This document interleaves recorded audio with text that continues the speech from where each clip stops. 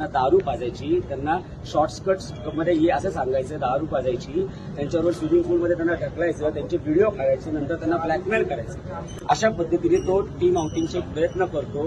इथे त्यांनी अनेक महिलांवरती अशा पद्धतीने अत्याचार केले.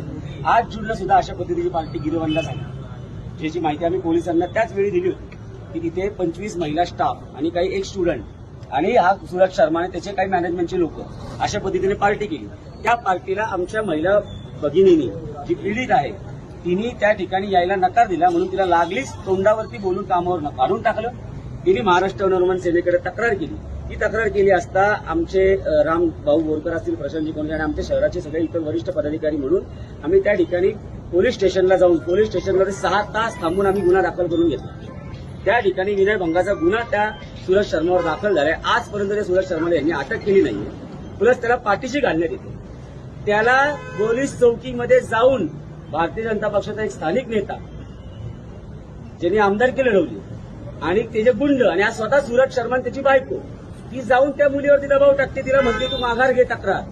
दररोज तिला कॉलेजच्या वेगवेगळ्या प्रशासनातल्या लोकांकडनं फोन जातोय. तिला आम्हीच दाखवलं जाते, तुला बढती देतो, तिला पगार वाढून देतो, सांगल्या तिला पैसे देतो, दबाव टाकला जाते. तिच्या घरावरती वेगळे वेगळे लोक फोन करतायत, सारखे तिला अननोन नंबरवरून फोन येतोय.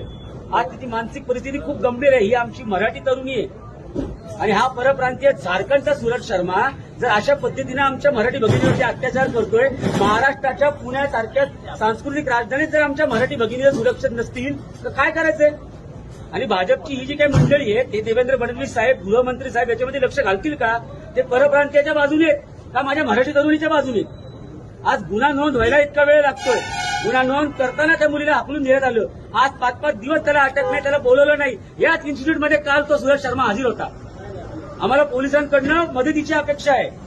आम्हाला पोलिसांची संघर्ष नकोय. या ठिकाणी व्यवस्थेने आणि पोलिसांनी अशा मुजोर परप्रांतीयांना, ज्यांनी इथं धंदा मांडलाय शिक्षणाचा, खोटी इन्स्टिट्यूट चालू केली आहे. इन्स्टिट्यूटचा पत्ता खोटा आहे, नाव खोटं आहे, मान्यता खोट्या नावाने 5-5 पट खोट्या फिया वसूल केल्या जाणारा हा धंदा मांडणारा हा सूरज शर्मा. ठीक आहे, याच्या मागं कोणाचं राजकीय वर्ग असतंय, याच्यासाठी कोणी कोणी आलं, कोण कोण मुलीवरती दबाव टाकतोय, या सगळ्याचा तपास घ्या. सगळ्यात महत्वाचं म्हणजे इथे ज्या शिकणाऱ्या ज्या मुली आहेत आणि ह्युमन स्टाफ आहेत ना, त्या सगळ्यांची चौकशी करा. जर तुम्ही इथे चौकशी केली तर मुली समोर येऊन सांगतील की हा सूरज शर्मा हा कसा हरामखोर आहे. आज हा सगळ्या लोकांना स्वतःचं एक वेगळं चित्र मांडून सांगतो, परंतु ह्याच्या मागचा नराधम आज समोर आणलाय. आज एक महिला भगिनी या ठिकाणी उभे राहिले.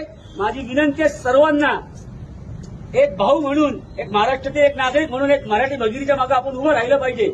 सन्माननीय राजसाहेब ठाकरे आणि सन्माननीय अमित साहेब